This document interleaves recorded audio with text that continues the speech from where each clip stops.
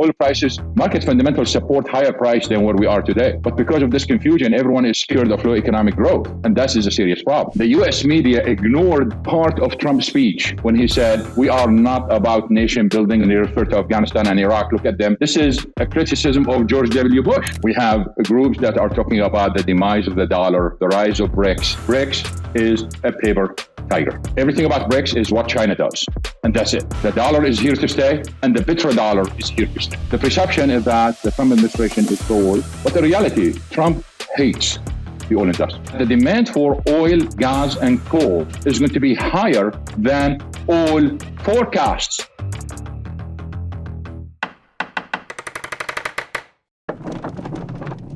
Dr. Anas Alhajji, it's been too long, but it's a great week to catch up with you. How are you? Very good. Very good. Thank you. As you were telling me, you've been a bit sleep deprived this week, trying to keep up with what's going on. Oh, absolutely. I mean, Trump keeps us on our toes all the time. In fact, I plan certain things for the weekend, and Trump will say something or he will do something, and all of a sudden we get busy again. So clients are not going to wait for you until you finish your work, basically. They want to know what's going on. So what is going on? How profound were the events in the Middle East? These are very, very profound changes, basically, because it is very clear that if you look at the last 15 years and you look at the growth in the Middle East, you look at the growth of Saudi Arabia and the role of Turkey, for example, in the region, it's just amazing beyond any thoughts. In fact, both of them, Turkey and Saudi Arabia, are part of the G20. So they have economic influence and they have political influence. And of course, the icing on the cake for those who are familiar with the region is to recognize the Syrian government and meet with the Syrian president. This is a major change in economics and politics of the Middle East. Let's touch on that Syria topic for a while, because I think a lot of people here in the United States were a bit shocked at how sort of welcoming President Trump was towards the new Syrian president, considering the fact that he was considered an enemy not too long ago here in the United States. First of all, it's a fact of life for those who would like to check the history of politics. There were many people around the world who were classified or they were on the terrorism list, and then they became friends of the United States, or they became heroes. I mean, Nelson Mandela is one of them. You look at Latin America, there are presidents in Latin America who were the enemy of the United States, and then they became cooperative with the United States, and the United States recognized their governments and the result of their elections. So we've seen this historically several times around the world. And as they say, freedom fighters for some basically are the enemies and the terrorists for others, etc. So what we've seen, that's why the visit is very important, and the recognition of this government is very important. The fact on the ground is that the president of Syria had the power on the ground. He had the people on the ground, and he had the control on the ground. And whatever he's been doing since he came into power until now, he's done all the right steps. And people loved him. I mean, everyone who went to Syria, whether the Syrians who left Syria 40 years ago or the visitors who are coming to Syria, they will tell you, we have never seen the Syrian people as happy as we've seen them today, despite the fact that they live in misery. They don't have 8 million people without housing. There is barely any electricity in most of the country. There is no internet. There is barely any food. The inflation is rampant, etc. But people are happy because they lived in fear for a very long time. And the steps they have taken, for example, the ministers in the previous government are still there, and they are still in the housing of the government. They still have the drivers. They still have the cars from the previous government. They still have it until today. So they were classified as enemies before, but all of a sudden now you have a new government that is accepting them. So we see some changes on the ground that are positive, and we'll see how these things will go, given that the area around them basically has been unstable for a very long time.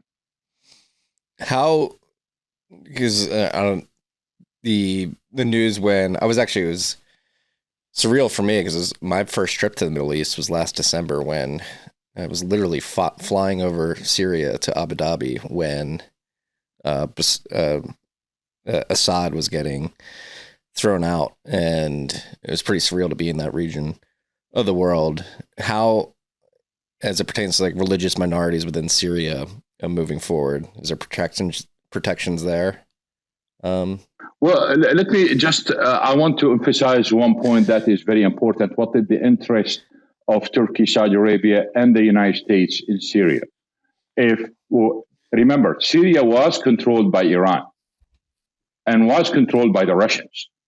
So, in a sense, it becomes kind of an imperative that taking it away from Iran and Russia and not bringing Iran or Russia back is extremely important.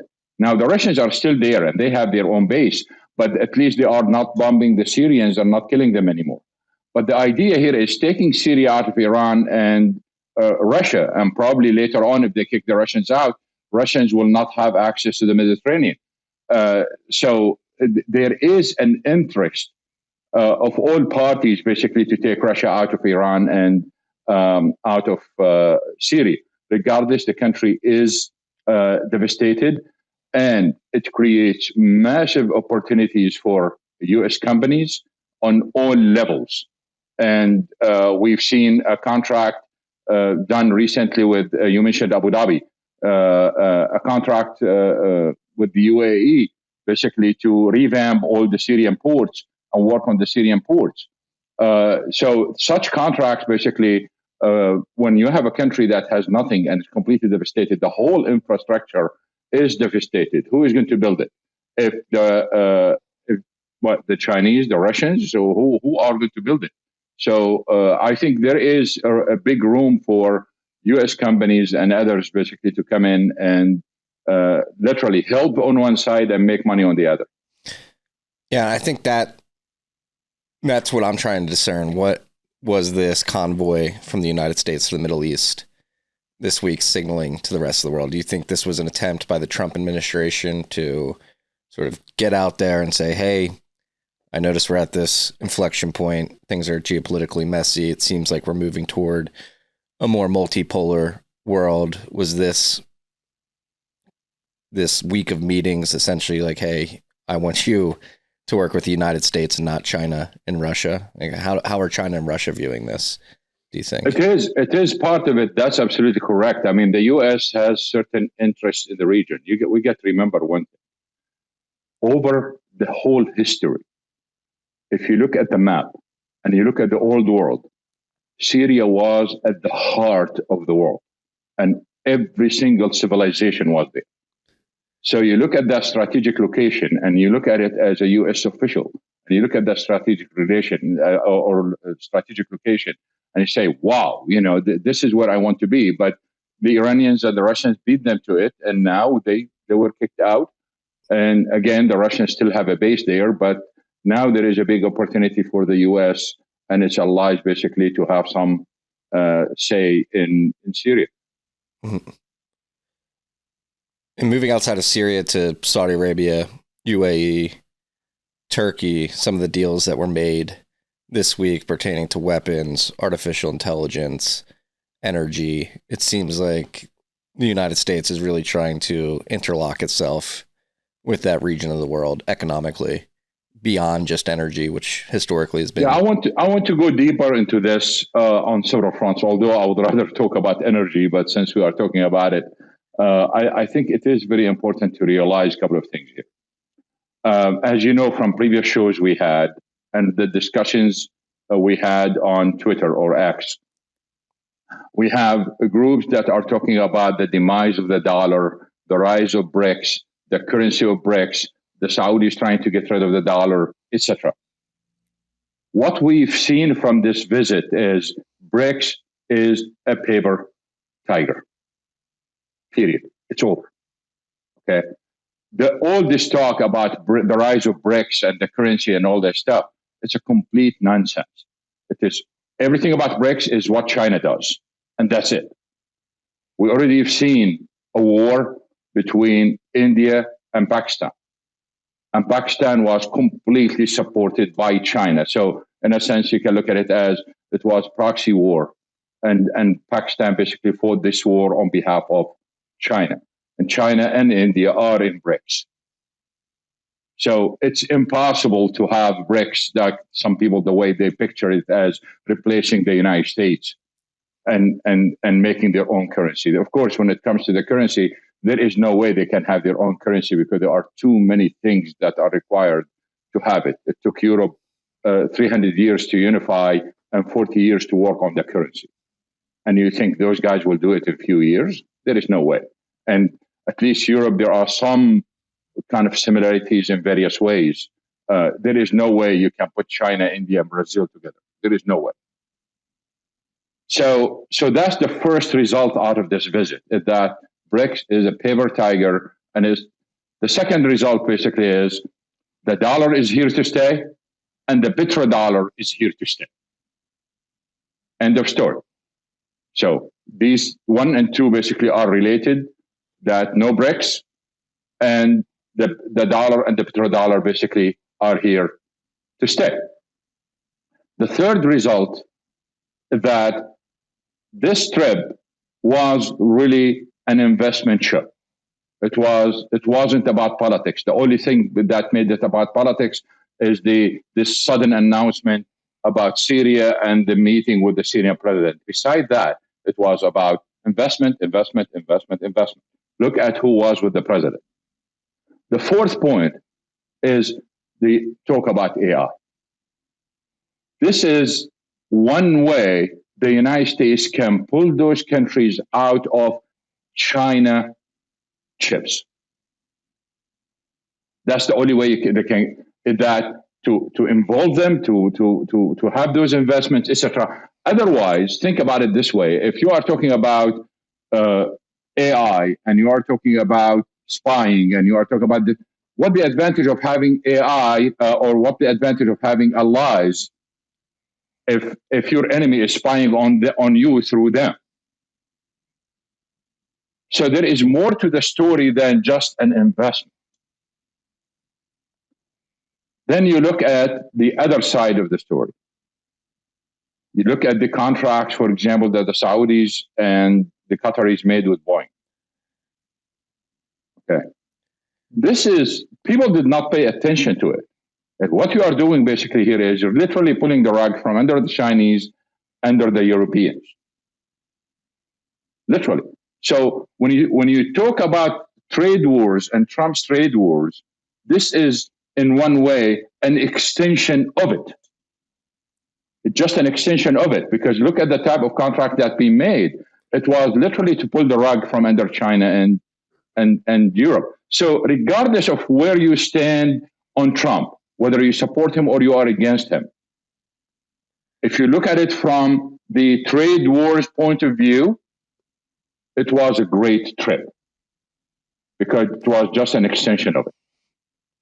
The last point, which is important in terms of the looking at what Trump said, because the U.S. media ignored part of Trump's speech. Although by the way, he looked tired when he gave that speech. It was, the time difference and jet lag and all that stuff. But there is a part of the speech, I think, that was the most important. If you ask me what was the most important part of the whole thing, it was the part of speech when he said, we are not about nation building, and those who try to build nations, and he referred to Afghanistan and Iraq. Look at them. Look at Kabul. Look at Baghdad, how they are completely destroyed. And look at the capital that we did not touch. Look how prosperous they are. This is a major change in U.S. policy and criticism of the mainstream Republicans. This is a criticism of George W. Bush. Literally, this is a criticism of kind of Clinton Democrats too. This is a complete change, and I don't know why the U.S. media just missed that. This is really one of the most important shifts in U.S. foreign policy to say, look, sorry, we destroyed those countries because we tried to rebuild them, and it was a big mistake. But when we left people alone, look how they prosper, and then look at how they've done in Riyadh and Abu Dhabi. This is very important lesson if they apply it in Syria. We will see, because they might put too many conditions that they may renege on what Trump says. But if they leave people alone, I mean, this is really an important shift in U.S. foreign policy, and we got to see how it's going to work. Yeah, many things to respond to there, but I think X is the only platform I saw pick it up. Basically, that speech where Trump was like, "We are not in the sort of game of nation building anymore." It clearly hasn't worked, and it was really inspiring, even as an American that's thought this for a long time. Just hearing him say to the people of the Middle East, like, "You are fully capable of building a prosperous society yourselves. You don't really need our help. What we need is open trade and to work together." And that's what I really admire about Trump's sort of tactics. Say what you will about Liberation Day and tariffs, but I think if you read between the lines and really get to the core of what he's trying to do, it's just like peace through trade seems to be his policy. Go out, make deals. Let's not go to war. Let's build things, division of labor. You guys build really good things. You are great in the energy sector. We have a lot of innovation in the United States. Let's do some deals. And then, correct, but there are some caveats to that. I mean, it's not like a pure okay, let's have free trade, and because his emphasis on you have to buy oil from me, you have to buy LNG from me, you have to this. I think in a sense it is about U.S. influence too. If you want to be my friend, then you have to do this for me. So that's very clear. That's the case. But the issue here is no more military intervention to build nations.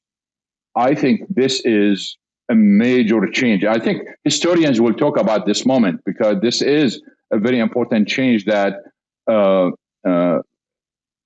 has implications for the Trump administration, or any administration will go along the Trump lines in the future. Why?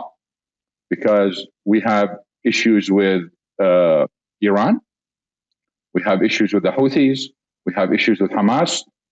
Okay, and now the idea is let's negotiate. And what we see, the Trump administration is negotiating with the Houthis, is negotiating with the Iranians, is negotiating with Hamas. So in a sense, this is a complete change in policy. And that's worth really looking at.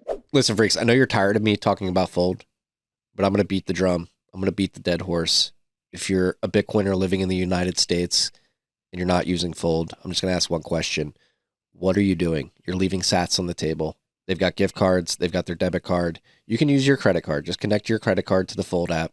Use the Fold app to pay off your credit card, and you're going to stack your credit card points and Bitcoin as well. They even teamed up with Crowd Health to give their members Fold Plus membership at no cost. Don't leave sats on the table. Go sign up for Fold today. Go to tftc.io/fold. There's nothing to lose except sats that you could have stacked.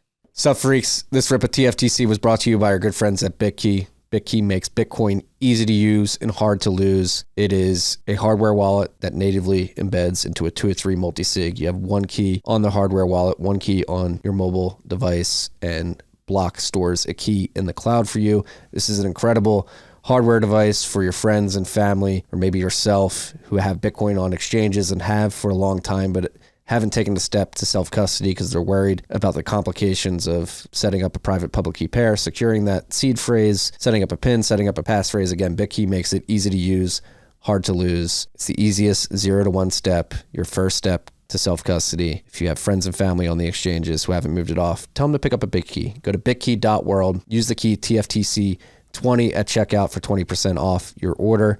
That's bitkey.world, code TFTC20.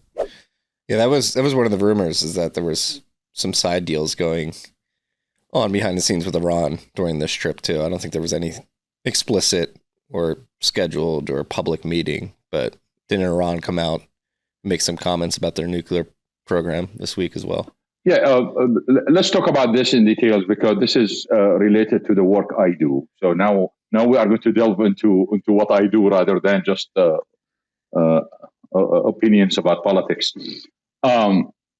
Since over 20 years ago, I wrote an article, and the title of it was along the lines, "The Iran Nuclear Program, the Never-Ending Crisis."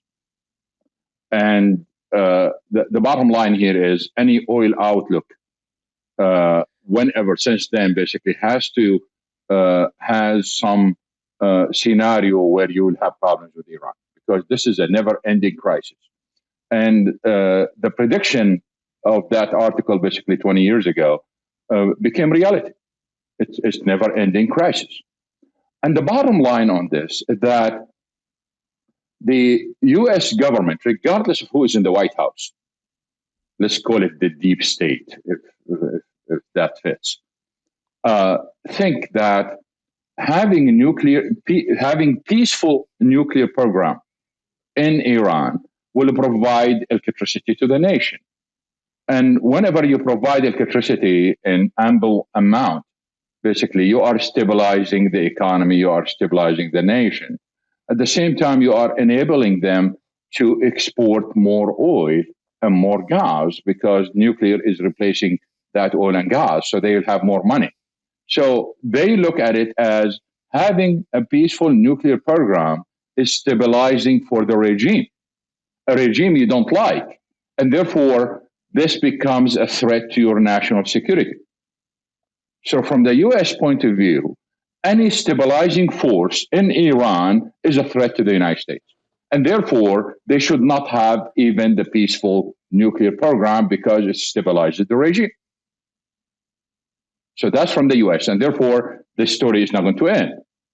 On the other side, again, we are talking about the peaceful program here. We will move to the non-peaceful program in a minute.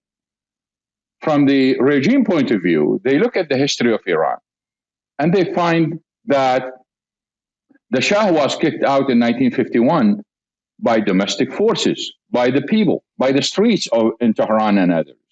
And then the Shah was kicked out again in 1979 by his own people in the streets of Tehran. So they look at the international pressure, they look at the domestic pressure, and they see that the foreign pressure is not changing the regime. The domestic pressure is changing the regime. And to keep the peace inside, you need a peaceful nuclear program to provide electricity for the people, for the economy, and save the oil and gas for exports so you can generate revenue, so you can spend. So the interest of the United States and the regime basically clashes over this point. This regime wants stability. The US does not want stability, and therefore we have this clash. The whole thing will be different if the US agrees that this is a peaceful program, and then we will allow Iran to have nuclear reactors, but they cannot enrich uranium because they can go to the military grade and then they can have the nuclear bomb. And because of this long history of mistrust, you cannot trust the Iranians. And therefore, the ultimate agreement with Iran will be if the government of Iran agrees to buy the enriched uranium from other countries, like Russia, for example, or the United States or France or others. And then once they are done, they can take that disposed uranium and ship it overseas.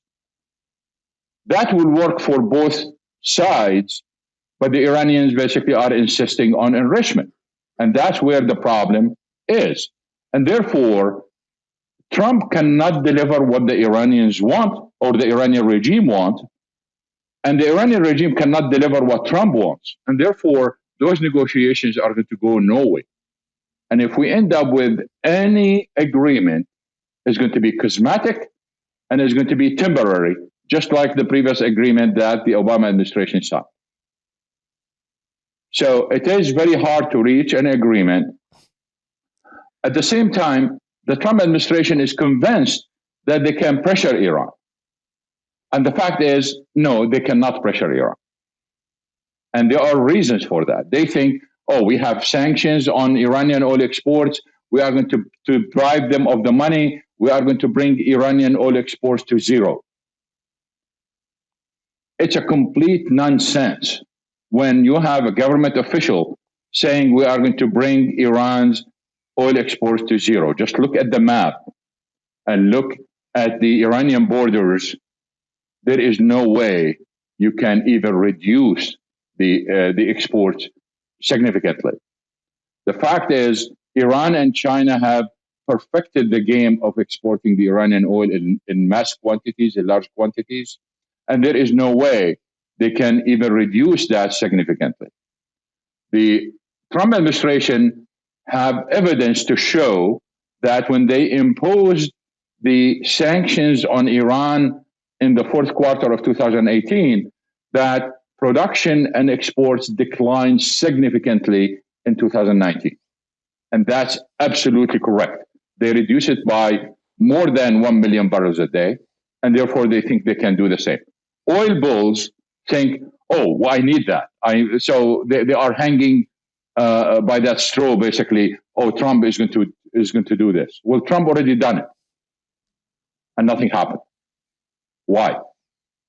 Why 2025 is not 2019?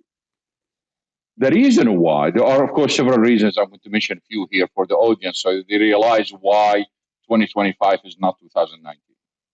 The first one is Iran was exporting oil to more than 20 countries in 2018. Because after the agreement with the Obama administration in 2014, they were able to export to those countries, and those countries were able to pay them. There were no problems during the deal with Obama. When Trump came in and reimposed the sanctions, some countries got scared of Trump, so they stopped importing from Iran altogether. Now Iran has some extra oil. They want to sell it to someone else who is not afraid of Trump or who understands exactly the law. They can play around the loopholes.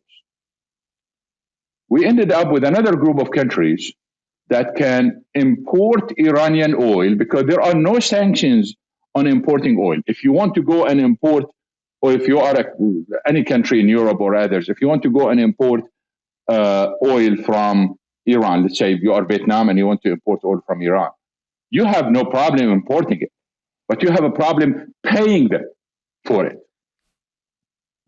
So countries basically were happy with that. Okay, I can take the oil, but I don't have to pay the Iranians because of the sanctions.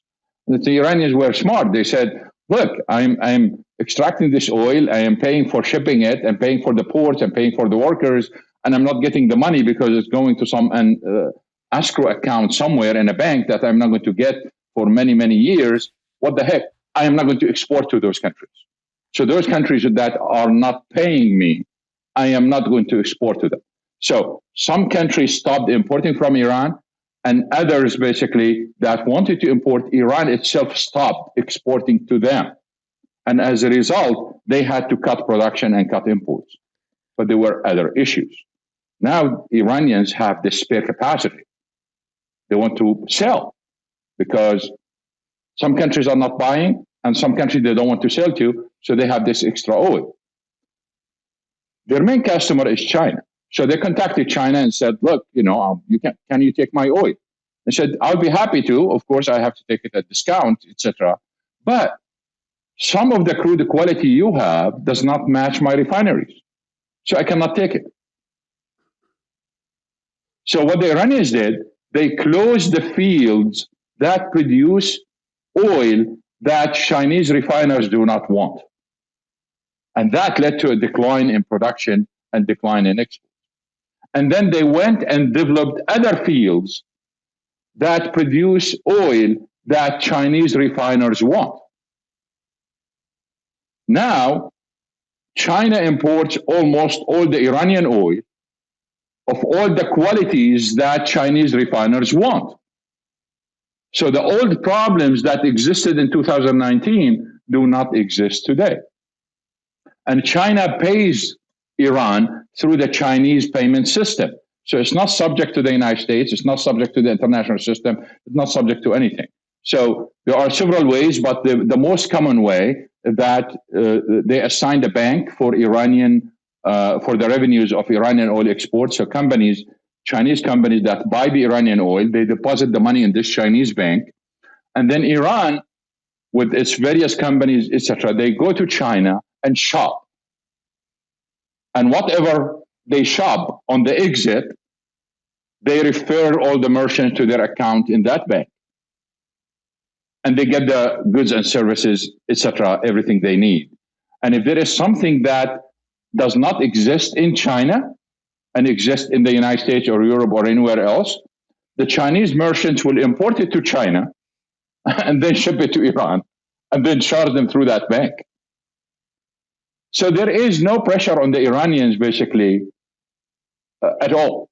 The final point of this, the Iranians lost Syria, lost part of Lebanon, and they might lose Yemen very soon. But despite all those losses, they are biting on their fingers, and they are waiting. Even if they have to suffer a lot, they are waiting. What they are waiting for? They realize that once they have the bomb, the whole politics of the region will change.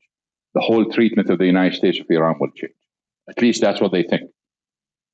And therefore, they are not going to negotiate over the bomb. They want to drag everything for the longest period until they get the bomb, even if they have losses, because if they go and fight, notice that they haven't fought yet. I mean, whatever they've done, that just was kind of proxy, mostly proxy wars.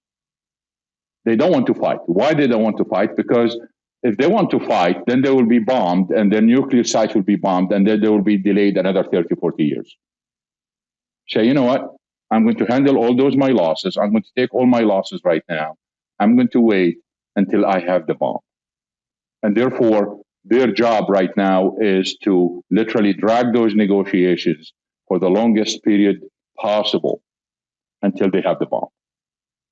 And that's where the problem is. So the never-ending crisis is still never-ending. Absolutely. Absolutely. What is there any insights into the timeline of when they may? I am not an expert in this area. I mean, if you, there are all kinds of talks. The Israelis will exaggerate this and say it's tomorrow, and the others will say it's still 3 years away, and etc. We don't know. I mean, the fact is we don't know. But the fact, the logic dictates.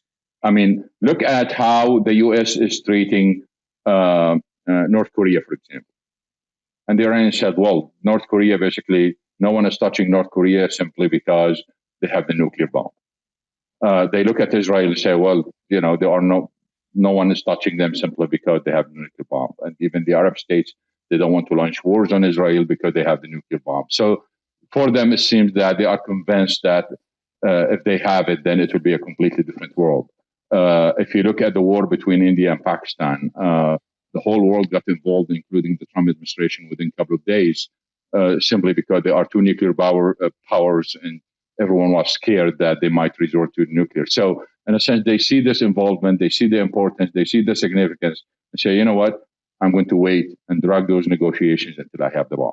Mm-hmm. I mean, that's just the logic. What's up, freaks? Stop asking how to value Bitcoin. Start asking how to value everything else in Bitcoin. Unchained and Strive, Vivek Ramaswamy's asset management firm, just released a new report called Repricing the Economy in Bitcoin. It introduces a Bitcoin-denominated DCF model and shows what happens when you revalue equities like Apple using Bitcoin instead of dollars. This isn't just a thought experiment. It's a framework for capital allocation. Read it now at unchained.com/TFTC. That's unchained.com/TFTC.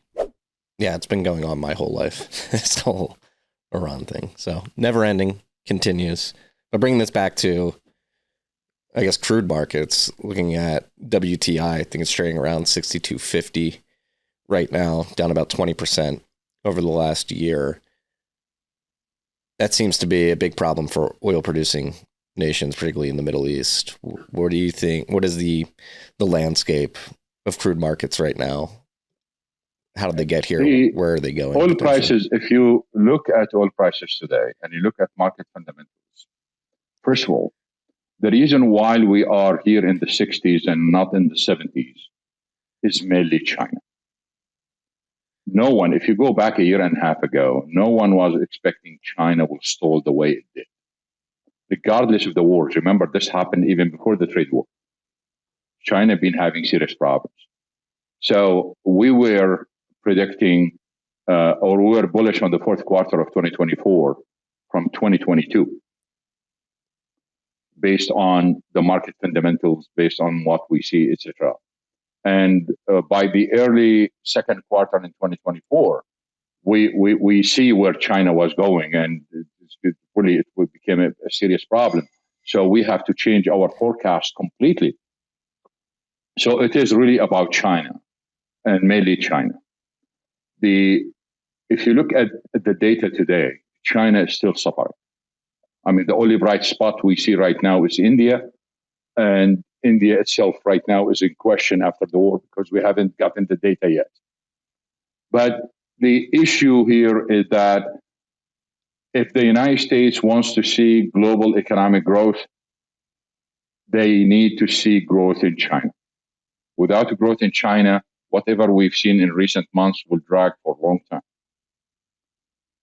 The other issue is we have a serious problem with the way that the Trump administration approached this trade war. Companies and CEOs have no problems with higher costs. They have no problems with higher taxes. They have no problems with higher tariffs. In fact, they've been dealing with these things forever. Any investor, tell them the cost went up, they can deal with higher costs. Just give me the price, give me the cost, and I can manage.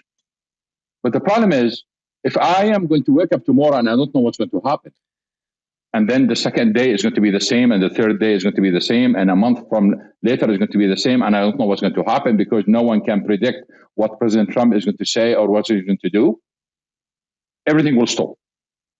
Investment will stall, and major purchases will stall. Well, between investment and major purchases, that's your economic growth. It's gone. And then we've seen the cut in government spending and what DOGE did and the firing of federal employees, etc., all this stuff. You can see where everything is stalling. But for the world, this confusion that's being created basically is delaying everything. So that's another impact on oil prices and the oil market, is that this confusion. So by delaying the tariff by 3 months until we see what China is doing, this is a very bad policy. Because if I am an investor, I'm going to invest $2 billion. All I got to do is just wait another 3 months to see what's going to happen. I am not going to spend those $2 billion right now. And if he's going to extend it another 3 months, it's the same issue.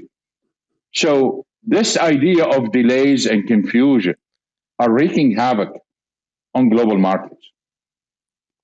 And that's where the problems are. And oil prices, if you look at market fundamentals support higher price than where we are today. But because of this confusion, everyone is scared of a recession. Everyone is scared of low economic growth. And that is a serious problem. What is a bigger problem are the unintended consequences of this confusion. The unintended consequences of very large tariff. Because when we talk about 145% tariff, just look at it from a game theory point of view, how everyone is going to play. The best example was what Apple did just before the implementation of the tariff. Remember, there was 5 cargo planes carrying iPhones coming to the United States ahead of the tariff. Well, it turns out everyone in every industry has been doing exactly the same. Everyone. So what happened is we did this ahead of time, and therefore you can see where trade is going to be less in the next few months because we brought everything forward. You look at what happened in Germany. All of a sudden, the industrial sector in Germany went up. Germany's economy is completely devastated. But all of a sudden, the industrial sector is going up, and we've seen a growth. Why? Because they want to finish things before the tariff. It wasn't real economic growth in Germany. It was the reaction, one of the unintended consequences of the tariffs. And then what we've seen is shipping rates go up. Why? Because everyone wants to ship before the tariff is implemented, and Chinese companies want to ship to third countries for transshipments later on to benefit from the differences in the tariffs. So this, we have the confusion of President Trump and the way he conducted himself and the policies, and then we have the confusion of the unintended consequences of those policies. So we cannot, all the data basically is completely messed up right now. And we cannot really make any conclusions from that until things settle. So to tell me, well, look, we have economic growth here and shipping rates are high and shipping is up. Well, this is just the unintended consequences of what happened. And this is going to vanish very soon. So we have a serious problem right now, and I think this confusion is going to continue with us. So we should not be surprised if we end up with a recession or slow economic growth for a longer period as a result of that. Markets, especially some IT companies and tech companies, basically benefited recently from the contracts in the Middle East, etc. Well, we got to wait and see what's going to materialize, because most of them are MOUs. We'll see how many basically will materialize. The Trump administration is talking about those trillions of dollars. The fact is, the actual amount is way, way, way smaller. And why it is smaller? Because some of them, even from the Obama days, not even the first Trump term, that there were deals that because of the Yemen war, etc., that the Obama administration either held or canceled. So there were money from the Obama period. There were money from the first Trump period that been stalled during the Biden administration, and there were deals that are conditional. So the amount of money that's going to come to the United States is way, way smaller than what the Trump administration is claiming. And therefore, the idea of at least slow economic growth for longer is going to stay with us, and that's going to pressure oil prices and keep them where they are today. If we end up with a recession, they are going to go lower until OPEC Plus acts and start cutting production again. But the prices today are influenced by two factors: the China impact on one side, and then the confusion about the tariffs and the trade wars on the other. If we end up with a recession, that would be the third factor. Yeah, which is interesting. The confusion, the tactic of confusion by the Trump administration is a bit perplexing. It seems pretty obvious to most that at the very least they fumbled the implementation of the tariffs out of the gate with Liberation Day and the way they announced it and the way they calculated the tariffs. And as you mentioned, everything's changing from a day-to-day basis. It's like, all right, it's 145% today. Well, actually, we're going to do a 90-day reprieve where we try to negotiate. It's 10%. And it's like, okay, what's going to happen at the end of Not only that, basically, we have other problems with that, too. The issue here is, if you look at the Trump theory supporters, they say, well, you got to look at the full story, and the full story, basically, he's going to reduce taxes. Okay. The criticism to that is these are completely two different time frames with different lags. Completely. So between the time you implement the taxes and then you see the impact on the consumer because of the lag, that will be way ahead in the future. While we are suffering today, we've seen it in the first quarter. By the way, and this is the result of the first quarter are a confirmation of the unintended consequences of the tariffs. Because, as you know, most of the decline came in because of the increase in imports to import that stuff before the tariff. So the decline in the first quarter just proves a proof of the idea that we have those unintended consequences that the administration and many analysts missed. Well, not to mention not only the tax cuts that have a lagging effect, but you look at the deficit in the first quarter. It's growing faster than it was this time last year. Interest expense on the debt exploding. You have the 10-year and the 30-year at elevated levels. I think 10-year around 4 or 5, the 30-year around 5%. We've got to roll over. And this will bring us to another point, if you allow me, please, because I think the audience would be interested in this. We get questions all the time on, look, the Trump administration is trying to support the oil industry, and they are going to open a new federal land, and oil production will increase, etc. Nonsense. And one of the reasons is what we just mentioned, because Trump lives in the past. He look at his first term, and he thinks he can repeat or replicate what he's done in the first term. During his first term, we've seen an increase in oil production in the United States by 3 million barrels a day. And he thinks he can bring them back. We can do the same. That's nonsense. And the reason why, because remember, he started after the collapse in prices in 2015, 2016. And because of that collapse, we already lost more than 1 million barrels a day in US oil production. So that 3 million, one of that 3 million is really a recovery. It's not an increase. Then we have 2 million. Well, what we all know that the production of shale in the United States and this massive growth that we've seen was because of cheap money. When Trump came into the scene, when he was a candidate in 2015, and he was fighting with 16 Republican candidates at that time, interest rate was zero. Zero. Now, given you just said it, that this massive increase in interest rate is not going to help shale. Shale needs cheap money. So this number one. So he cannot replicate his first term and increase production. The second one is, which is kind of very interesting, the model that existed in the early days of shale between 2010 until almost 2020-21. The model basically was drill, baby, drill. The model.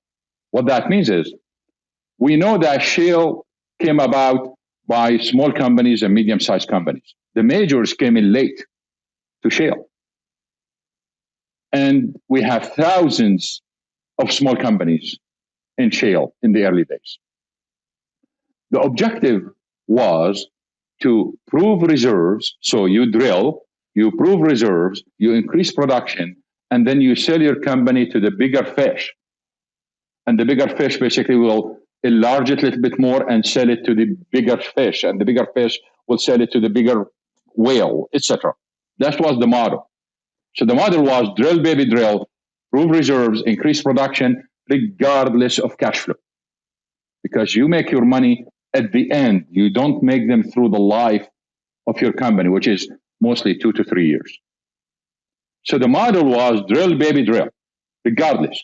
That's why for those who are fascinated by or fixated with the idea of cash flow, they've been talking about the failure of the shale companies since 2011. And they always focus on cash flow. They did not realize that everyone became a millionaire simply because they sold their companies and they made their money at the end, and they did not see it because they are fixated with the idea of cash flow. So in a sense, you go to a private equity, you get 15, 20, $50 million, 100, whatever, and then you drill, you prove reserves, you enlarge your production and sell it for $1.5 billion. And you make millions for everyone. That at the end, that money is not shown anywhere if you want to search for it, unless you figure out, you go back and look at the contracts and look at the sale and all that stuff. That changed when the majors came in and started buying everyone. And especially when they bought the largest companies in shale. And the largest companies, basically, before they were bought, they were buying all the smaller ones. So now the model changed completely. Changed from drill, baby, drill to control, baby, control. So the model changed. So interest rates is very high. The model is changed. I'm not going to mention there are 7, 8 reasons, but I'll mention just the third reason and stop there. The third reason is we all know that the shale oil production reached record high during the Biden administration. What does that mean? It means that since decline rates in shale are very high, as the shale production increased, the replacement I need every year is also at record high, which means that I need more money just to keep my production flat, regardless of what President Trump wants. It just most of the investment will go to that. So get this number. To keep U.S. shale production flat today, I need to add 600 something, 600 plus thousand, that's 600,000 plus barrels of oil, of fresh oil, every month. Not a year, every month. 600,000. I need to invest just to bring 600,000 barrels a day every month just to keep my production flat, which means that I need millions every year. Therefore, this idea of Trump increasing production is not going to happen. The other related question is, now people are predicting a decline in shale because of the high decline rates. And some people are predicting a decline of 2 to 3 million barrels a day in shale. Strangely enough, you pick up the names who are predicting this. They are exactly the same people who predicted that Russia's oil production will decline by 3 to 5 million barrels a day because of the sanctions. Exactly the same people. And we know that, by the way, I claim to be the first one to say that Russian oil production is not going to decline. If it's decline just little. And we realized later on when we got the data that the decline was only 200,000 barrels a day. It wasn't 3 to 5 million.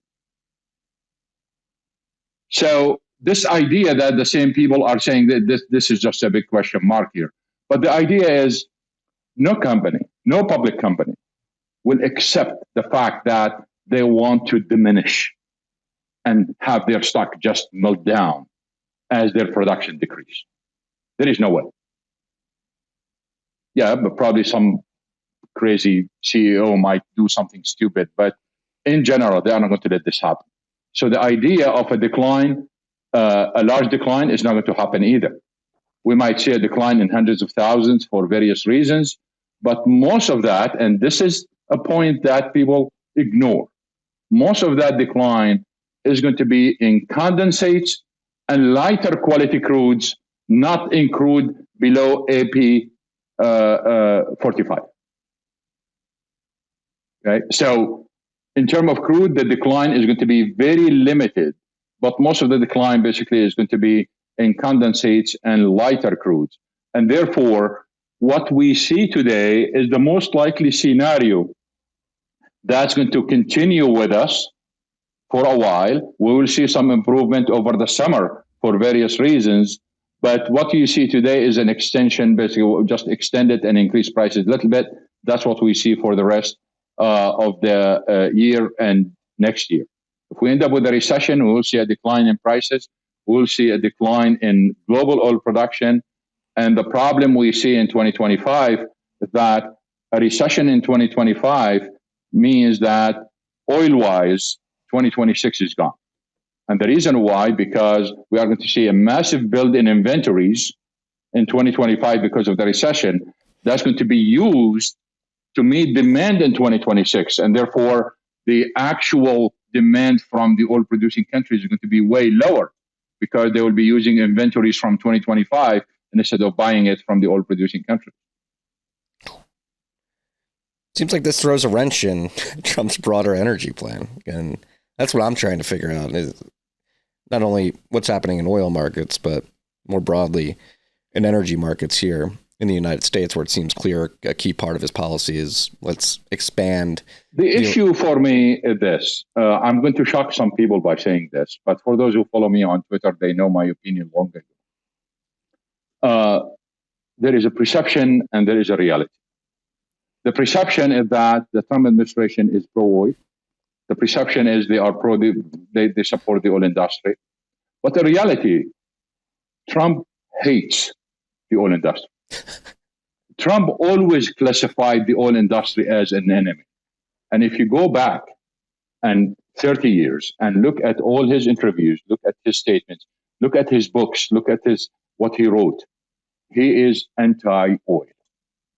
And for those interested, you want to look at the evidence, search Google for, this is the title of the article, is Trump an anti-oil zealot? Question mark. Is Trump an anti-oil zealot? And you will see all the evidence, whether the videos or the writings. He is anti-oil, anti-OPEC, anti.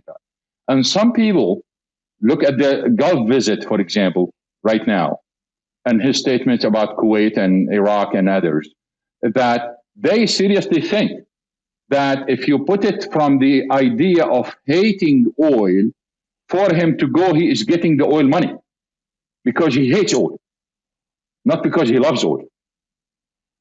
He just wants to get that money because he hates the oil industry.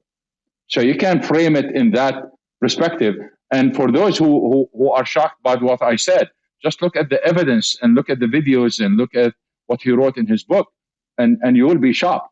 And of course, there are several explanations. He never invested in the oil industry, by the way. He blamed the oil industry for some of his bankruptcies. He blamed the oil industry for the bankruptcy of Trump Airlines. So, in a sense, for those who think he's supportive of the oil industry, again, it's mostly a perception than reality. Is he supportive of any part of the energy sector? Well, as long as it suits him, because he told them, look, give me $1 billion. Remember that statement? So as long as he's getting the money, probably he's fine with it. But historically, he's never been a friend of the industry. Mm-hmm. So what are your thoughts on the prospects of expanding generation in the United States? Because it seems desperately needed. If you're looking, this is an issue related to those contracts in the Gulf. What those contracts in the Gulf, we mentioned that when I mentioned the 5 results out of that visit, that when you talk about AI, when you talk about data centers, you need energy. And those countries in the Gulf basically are well suited for that simply because they have a lot of energy. It's not only oil and gas, by the way. When it comes to solar, for example, or wind, they are suited for that too. And now they are going for nuclear, as you know. So they have enough energy basically to supply that. And they have enough energy if the issue is to compete with China. US companies basically can compete with China in those countries. Here in the United States, we have a serious problem because we have some states, some of the largest states like California and Texas, as you know, they are on the edge. They might suffer blackout at any moment. So we do have a serious problem. The fact is, if you look at various factors, and this is a global issue, not only in the United States, energy demand is going through the roof. It's increasing substantially. The first reason is urbanization. In the United States here and most of Europe, basically, mostly is urbanized. But the rest of the world, even China, is not. And as farmers and others basically move to the cities, their energy consumption increases substantially. To give you some examples and to give the audience some examples so they realize the magnitude of it. Remember when the Biden administration withdrew from Afghanistan and they brought in tens of thousands of Afghan families to the United States and put them in apartments, and larger families, they put them in houses. Even without income, with zero income. So the household has not made any money from work. The fact that they moved to those houses or apartments, on average, their energy consumption increased by about 70-fold. 70-fold, just moving from Afghanistan to the United States. Those African migrants who die in those boats in the Mediterranean trying to reach Europe, the energy consumption increases by about 40-fold the moment they live somewhere, even without income. And there are, by the way, tens of millions of them coming every year to Europe. Those migrants coming from Central America, Mexico, and other places to the United States, the increase is about 30 to 40-fold the moment they have an apartment in the United States. So urbanization basically plays a big role in energy consumption. It's not really the population growth, it's the urbanization. That's number one. Number two, so urbanization and migration. Number two, you have the AI and data centers. If you are richer or you make $1 million tomorrow in the stock market, and I hope you make $1 million this week, you are not going to eat twice the amount. You are not going to go and double your wardrobe just because you made $1 million. Everything is going to stay the same. But what is increasing over time is your data consumption. Your data use is increasing and will continue to increase no matter what. And as you get richer and you have more gadgets and more things, etc., more options, the data consumption is going to increase over time. And generally speaking, there are two things that grow with the person: education and health. Your consumption of health in particular basically increases as you get older.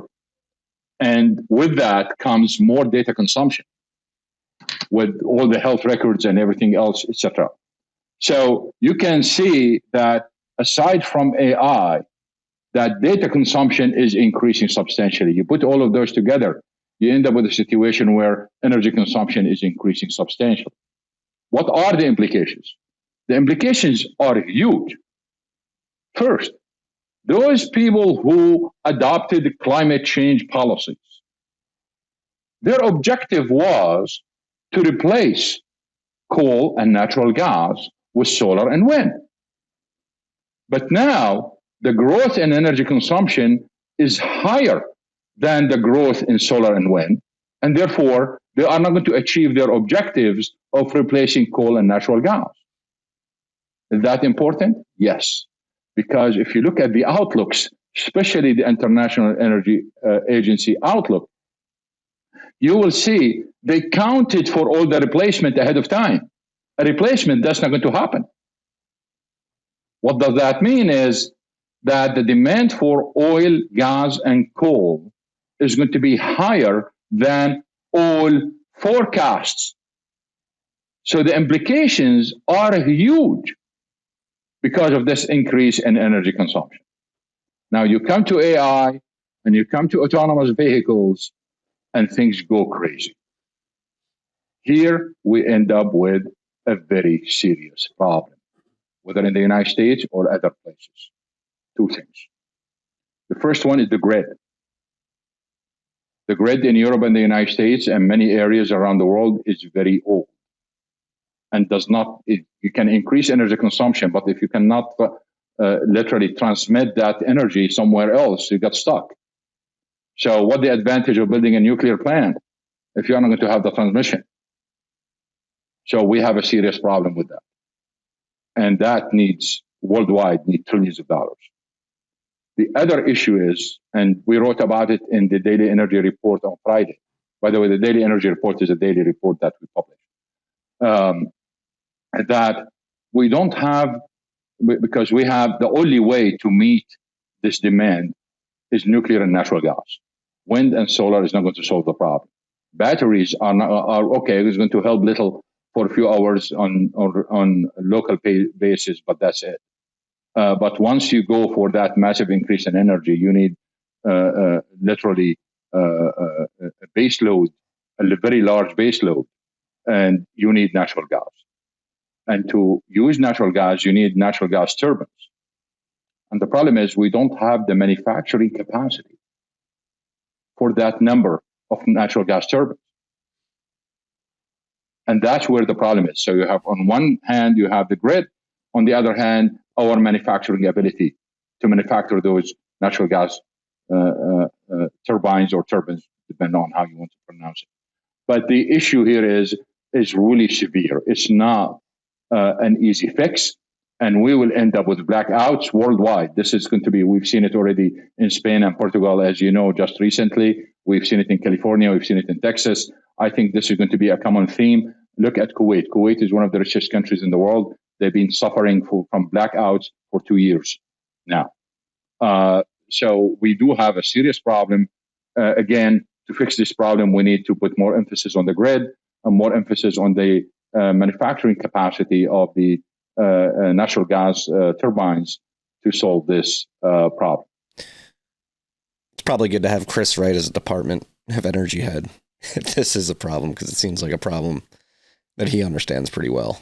And of course, one of the problems we ended up with, this is kind of a really sad situation.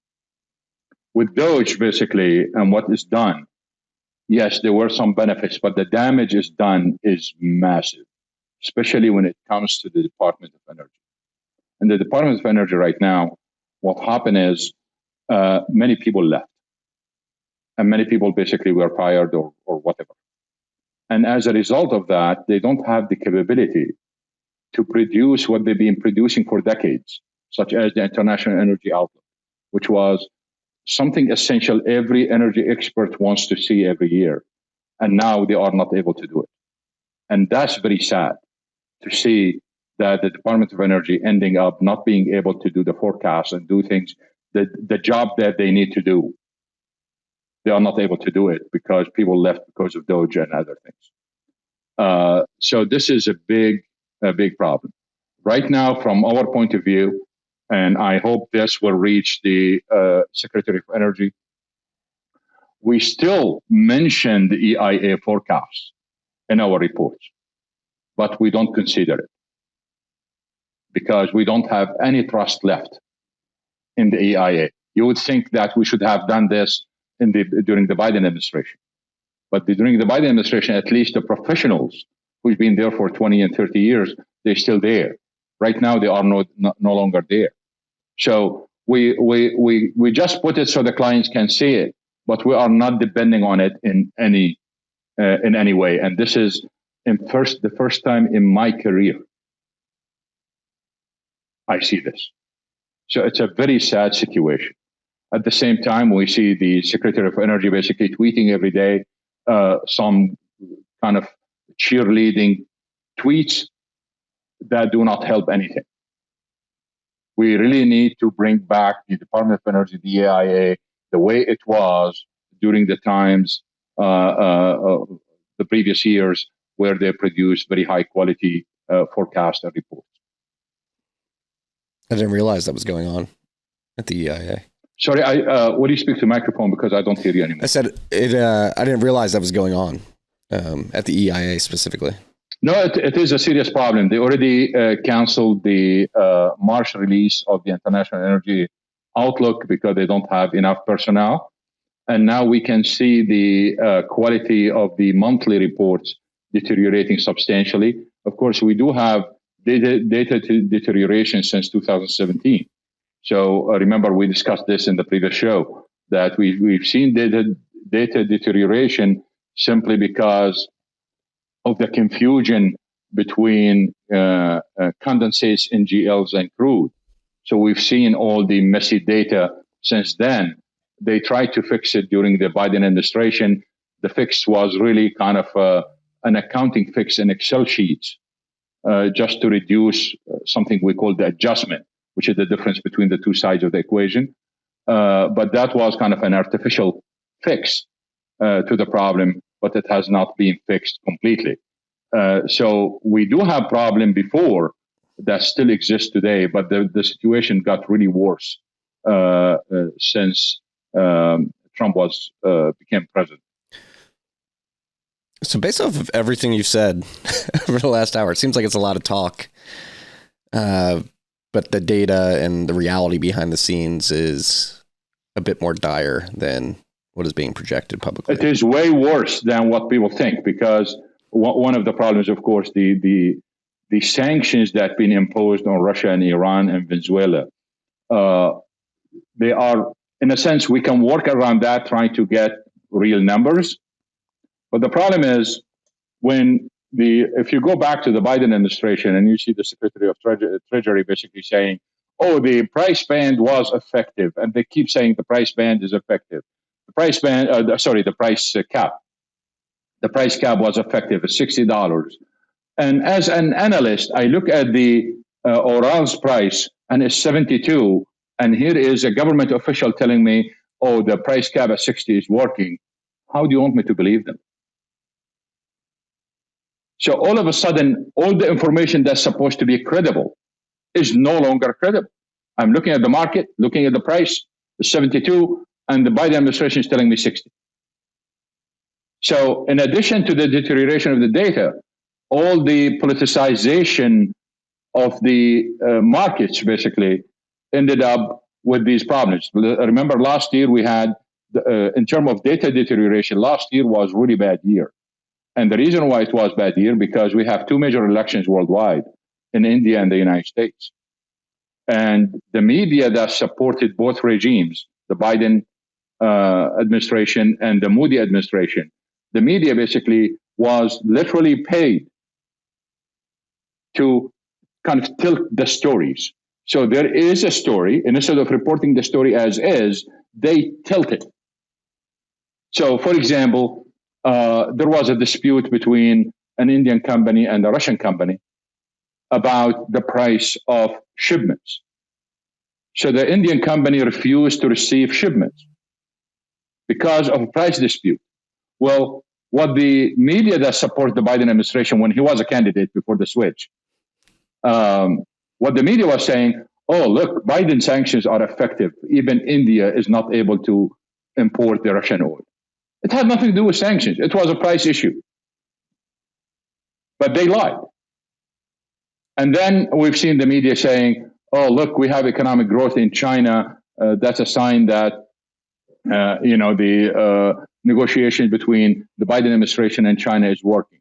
Well, it wasn't, because whatever India refused to receive in terms of shipments was bought at discount by Chinese companies. And those guys are saying, look, they have more oil imports because they have economic growth because of the negotiations between China and the Biden administration, which was a complete lie.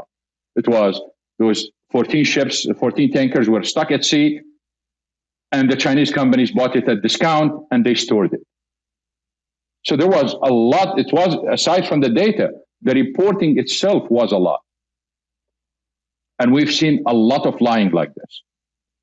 We've seen, even when we talk about LNG, for example, they say, well, this LNG tanker got stuck because of sanctions. Well, it wasn't, because the port was busy. They don't have a, just like when you come in on a flight and you want to land at the airport and there is no gate. This is the same thing. There is no place for the ship on the port, so it has to wait. They say, oh, because of sanctions. And a couple of days later, we've seen the ship, the tanker, unload, and there is no problem. There is no mention of sanctions. So we have data deterioration on one side, and we have paid media that distorted the news on the other. By the way, all of this is good for my business because we can sell that, we get more credibility out, because we can decipher all of this stuff and publish those reports, etc. It's good for it, but it's very sad. I don't want to sell reports because of that.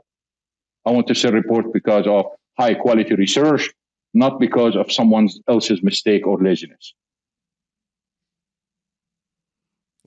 Seems like you may be stepping in where the government's falling short. Maybe the private market solving government problems here of data. Exactly. That's what's going to happen. That's why you see all those companies that monitor ships and do this via satellite and all that stuff. In fact, I'm still wondering why Elon Musk until now has not even formed a company just to monitor every single move of everything in the world. I mean, he has the infrastructure in place if you want to do it. Absolutely. Yeah. And so I'm way more bearish than I was coming into this conversation based on everything we discussed. If I guess to wrap it up, last question I have for you, like if you had the magic wand, you were anointed energy czar of the United States, what moves would you make to fix these problems? Obviously on the data side, make sure that you're collecting it and being truthful about it. But in terms all I got to do basically is just clarify one issue to the policymakers, whether in Congress, senator, or the president. Tell them, look, those energy projects are designed for 20, 30, 40 years. But you are here in the office either for 2, 4, 6, or 8 years. Okay. So the objective of the companies when they make those projects, they are looking at the next 30 years while you are looking at the next election. And that's where the confusion and the kind of struggle between your objective and their objectives become. You got to think like what the companies think until you align the interests in this case. And that's where most of the problems we have between the government and politicians and the businesses. That yes, we have businesses that they can adjust quickly and they have short cycles where they can adjust. But when it comes to energy projects, there are no energy projects that match the political cycle. All the energy projects basically are over decades, and they must understand that. So companies would rather wait the president over 4 years than to adjust an investment in billions of dollars. And they need to understand that. So politicians have to align their interest with the interest of the long-term projects to succeed, rather than force the companies or trying to change the laws only with the presidential orders for only 4 years. If I am going to invest in climate change technologies, so my oil company basically can align with the law, and then I have a president who came in and relaxed those laws with a presidential order that I know is going to change after 4 years. Am I going to forego my billions of dollars of investment in climate change technologies just because Trump relaxed those laws? I'm not going to react to that. I would rather wait. I already spent billions of dollars. I would rather wait those 4 years because I know down the line there will be a president who is going to apply the original laws that were stopped because of the presidential order or anything else. So this alignment basically will help everyone. And that will be a big accomplishment if I can succeed or anyone else can succeed in doing it. We need a time scale alignment. Absolutely. And what would like a first move towards that alignment look like in your mind? Well, one thing is that this idea of flip-flop policies, when it comes to energy projects, when I'm talking about the 30-year project, you don't change the policies and the regulations with presidential orders every 4 years or every 2 years. This is a big problem for everyone. It's costly, it's confusing. So at least when it comes to those projects that take long time or planning, they are designed for 30 years or 40 years, avoid this flip-flop policies. This is a big problem. So the Biden administration basically went this way, and then the Trump administration went this way. This is not going to help either one. And it's not going to help the politicians, it's not going to help the industry. So the industry, if you look at investors, basically, they always hated the energy industry. And this is one of the reasons, because the lifespan of the products do not match the political cycle. Yeah. Seems like we just need a law that says energy is good, don't pollute. But in general, I mean, you said to wrap it up, we are bullish on two sectors in energy. We are bullish on LNG. Any way you look at it, LNG is the future. Natural gas is not a bridge to the future. It is the future.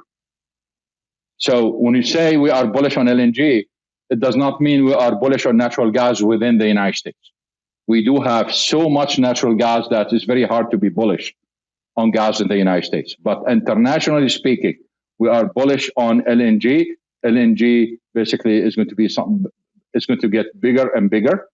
It might end up bigger than oil itself. And we are bullish on the power sector, especially the big utilities, simply because of AI and everything else related to that. And the problem we see right now is that we see acquisitions instead of expansion. And that's important because without expansion, that means the value of this company is going to go up because we are not expanding the supply of that. So, but we do need to expand the power sector. So we are bullish on the power sector, on utilities, and we are bullish on LNG. U.S. natural gas is a big question. It's very hard to be bullish on. In terms of oil, it's depends right now on, we see improvement over the summer, but that's it. It's very hard to see any major movement in oil prices unless we see trade deals where China will start growing again. And when I say China growing again, we need the Chinese economy to grow above 5%, not the government announcement of 5%. I'm talking about the real growth in China above 5%, because based on our models, the government is saying that they achieved their goal of 5%, but the growth probably is about 2.5 to 3% only. So we need real growth above 5% and trade deals to see oil prices moving back to the 80s. And that's very hard to see right now. Mm-hmm. Yeah, I wonder if Silicon Valley, which is obviously on the cutting edge and leading the path for artificial intelligence, it seems like they've become more politically powerful than they have been in past decades around this election. They are already. I mean, we've seen who is next to Trump, right? Yeah. Whether on this trip or in the White House. Yeah. Can they brute force better energy policy because of AI specifically? I would not be shocked. It's very hard. What we are going to see basically is a lot of pressure on those companies, because any limitation of AI is going to come from the energy sector. Mm-hmm. And the last thing we want to see, and mark my words for this, because this could be a big problem. If we end up in one city where you have a big facility for, let's say, Microsoft or Apple or Amazon, etc., and because they have a contract, you have a blackout in the city, but their facilities are operating, we might see a backlash, kind of a backlash from the population, and we will see politicians basically being forced to fight them because of that. So we heard about fights over oil. We heard about wars over oil or water. Now it's going to be over who is going to get the power. And I will not be surprised if we end up with a situation like this in some states and some cities. Maybe some cities by where we live here in Texas, where a lot of this seems. Well, they don't have the same power. I mean, this is the problem. Cities do not have the same power like Amazon or Microsoft or Apple. That's a big problem. Yeah, it is. And the issue becomes, and we've seen it in Texas, for example. We've seen it in Europe so many times. What will happen when wind stops? Yeah. I mean, we've seen a crisis all over Europe because of it. We've seen it in Texas. So the idea of increasing the role of wind makes sense, but on the other side, you got to be prepared when wind stops. So I can see, like in the middle of the summer, like you are in the middle of August in Texas or in the southern states, when wind stops and all of a sudden you have a crisis while the big AI companies are getting all the power. That would certainly be cause for some public backlash. That's why. In fact, just to mention this before we close, we've seen it with Bitcoin mining, by the way, with crypto mining. Mm-hmm. Last year, during shortages, basically, the crypto miners stopped and they literally sold their power and made money. They made money during the shortages. So the problem with AI is you don't have the same flexibility like the crypto. And that's where the issues are. Yeah. That's been a big discussion in the Bitcoin industry is, do these AI data centers need to be paired with mining operations that can participate in demand response so that you don't have a situation where the grid shuts down and AI is the only thing running, like that flexibility of Bitcoin mining. is extremely Absolutely. powerful. I mean, real final last note. Thoughts on Bitcoin broadly in this whole environment? Well, you are the expert on that, so I'll leave that to you. I think, considering where interest rates are, where the debt is, it wouldn't be shocking to me if they need to print money.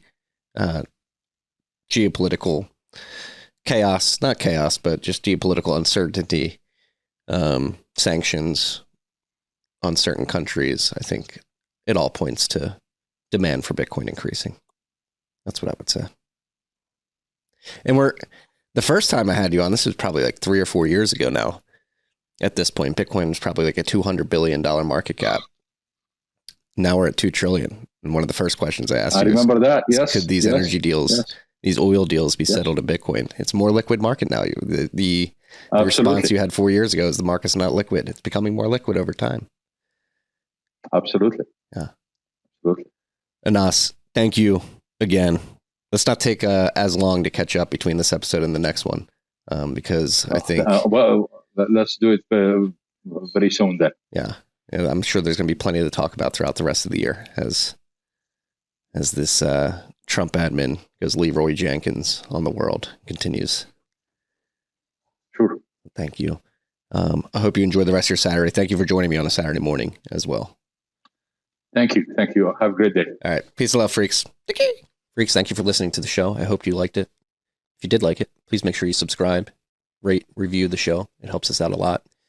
And also, if you like these conversations, I've come to realize that many people listen to the podcast. They don't know we have another sort of layer of this media company. We have the newsletter, the Bitcoin Brief. Go to tfttc.io. Make sure you subscribe there.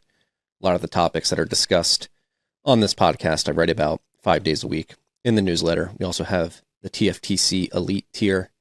If you sign up for that, become a member. We have a private Discord server for the elite freaks out there where we're dropping ad-free versions of this show and having discussions about everything we talk about a day early. Logan wanted me to make sure if you want to get the show a day early, become a TFTC Elite member. You will get that. We have our Discord server. Right now it's conversation between myself and TFTC Elite tier members, but we're going to expand that. We'll probably do closed Q&As with people in the industry. I may be doing Macro Mondays. So join us. Go to tftc.io. Subscribe. Find the button in the top right corner of the website. Become a TFTC Elite member. Thank you for joining us. Okay.